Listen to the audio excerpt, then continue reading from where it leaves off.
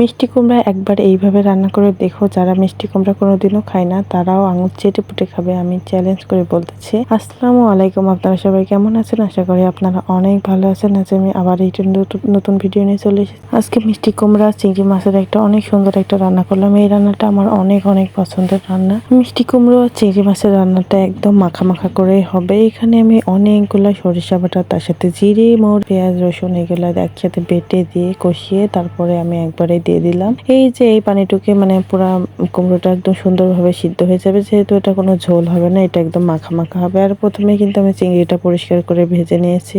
এই পবিত্র মাহে রমজানে আল্লাহ যেন সবার মনে হেদায়েত দান করে, আল্লাহ যেন সবার আশা পূর্ণ করে, সবাই যেন 5 ওয়াক্ত নামাজ আদায় করে, 30টা রোজা পালন করতে পারে, এই দোয়াই করি।